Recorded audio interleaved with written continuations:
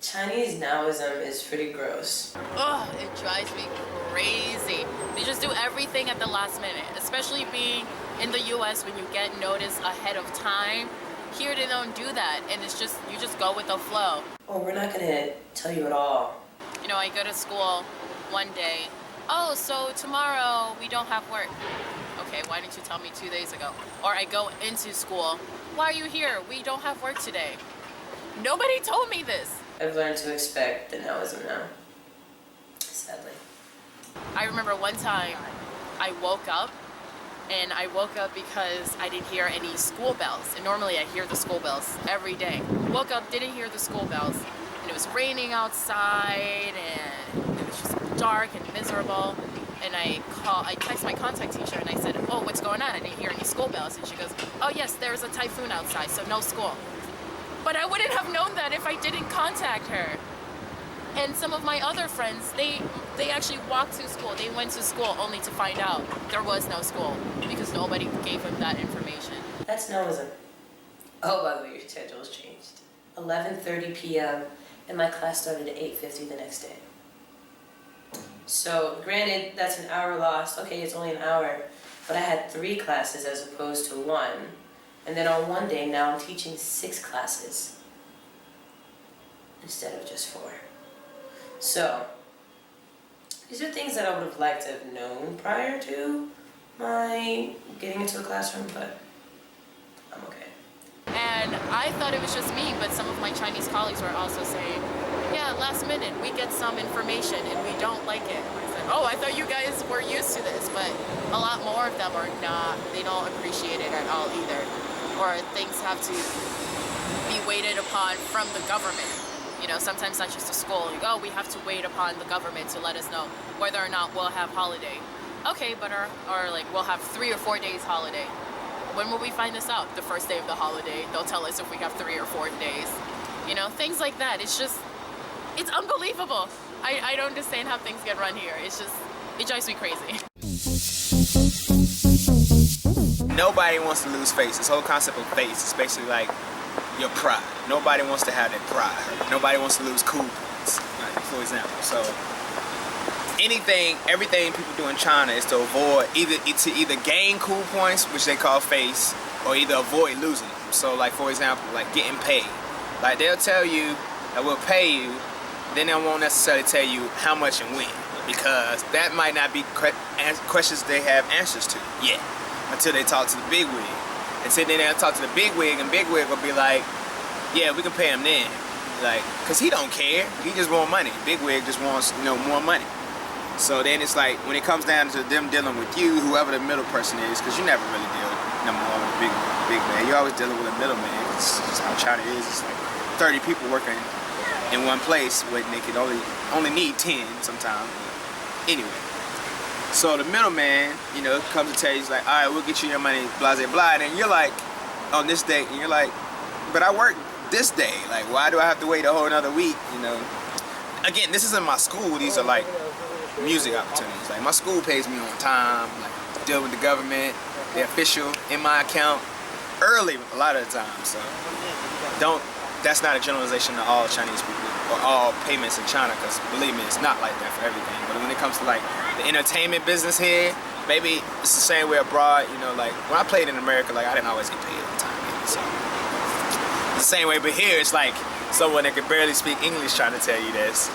And then you also sometimes have to deal with the foreigners doing the exact same thing, because they're trying to make as much money as possible too, because a lot of times they're paying for it out of their pocket, to make the party happen, or they're trying to show their Chinese boss the importance of having live entertainment, whether that be a DJ or a band. So they're trying to do that. They're trying to encourage this thing to happen, because it's not the type of culture that's here already. Like the type of culture that's here is like there's a DJ and everybody's standing around tables and drinking and trying to have the best flared bottle on their table and like try to have the coolest people at the table. That's the whole point of like partying here. It's not necessarily for dancing or for like the music.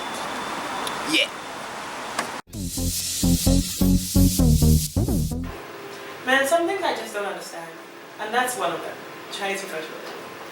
But also my experience with that is limited just to like mostly school, right? So I can't say anything else about like the business sector and all that stuff. But sometimes my school it tries to seem professional, but then that's just not how it is.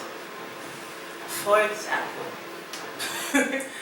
one time, like at the beginning, we had to sign the contracts, and there was lots of disagreement with that, and so they made a few copies of different drafts. And at the end, they're like, "Alright, well, come to this meeting at 9 a.m. and whatever." I'm like, "Alright, cool."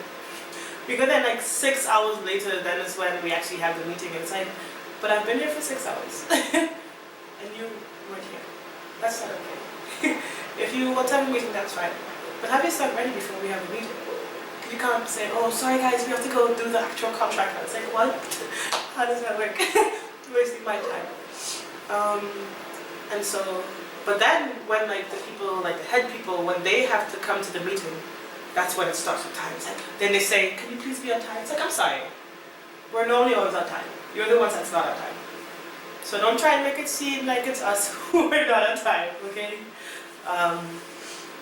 I don't know, it's just... My program pretty much, they like promised us the moon. And maybe that should have been the warning, like, this doesn't seem correct. But they really were like, "Your apartment's going to be furnished, like if you have a problem with your school, we'll back you up," and all this type of stuff. And then we get here, my school had nothing ready for any of us really. Our apartments weren't ready, so for the first day we were here, they set us up in these like cabins that they actually have like international students stay in, but these are like child-sized cabins, like somewhat dirty, like squatty toilets, just like no toilet paper, like nothing in here. And they were gonna make us stay there, no internet. They were gonna make us stay there when we were starting to teach for like 2 weeks until they like got their stuff together. So the program did back us up on that because school is supposed to do that. So the school had us in a hotel for a day, and then the next day they put us in apartments. But like we're paying bills for the apartment that we weren't told about. We didn't get any of the furnishings. We had to buy everything for our apartments. Originally the school was trying to get us to work 40 hours, so we had to fight them really hard to like get them to follow what the program told us we were going to get. And we still don't have like our TEFL certifications, and like there's a lot of stuff in hand that we don't have that the program like promised us. And so I think for me, I'm still sort of angry at the program, but I think I would have been less angry at all of this if there had been some type of disclaimer in when I was talking to program representatives saying that like, "Oh, experiences will be different based on like where you go in China." Because I think they tried to really make it seem like everyone was going to get the same thing based on where you went. And so I'm sure maybe some school in the north or in the west gave their program people everything that they were promised. They have their TEFL certificates, they like don't pay any bills, they have sheets, their own towels, they got plates and forks. But that was not my experience. I wish there was just like a little asterisk on like the website that said, "Disclaimer, this isn't like the experience for everyone." And so I think that was my big letdown with this program, and why I don't want to continue with them. Well, I guess I couldn't because it's like a 1 year thing, but why I won't be recommending them to anybody that I know. To bargain. You don't want to have to always bargain, and this is a bargaining country. Bargaining and negotiating is like, it's fun if you're into it. Like you gotta want it. You gotta want to get the best deal. You gotta have patience. You know, like when negotiating with Chinese people, like because they can be very firm. But if you just if you're persistent and patient with what you want and it's reasonable, you usually get it. Like something says the prices, well, like first prices they say it's 500 RMB, which is what, like 90 US dollars, and you want to pay 20 US dollars, which is what, like 150 RMB. You can get them there. You just have to be persistent. You have to smile. You have to like, you know, ease it out of them, and you can get a lot out. You can get, especially in places where you can actually bargain. You can get a lot out of it.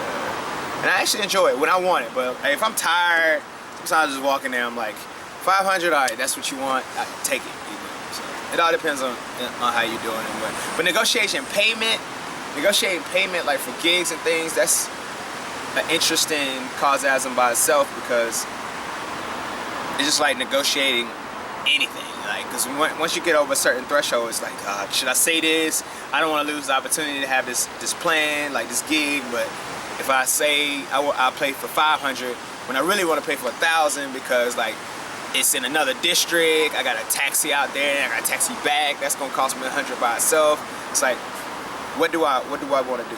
Where do I go from there? So it's not easy. It's not easy to negotiate like salaries and stuff here, because the change in the currency, number one, language, number two, then number three is like, should I go high or go low? Those regular bargains, but also in addition with the language and the coaching, makes it hard.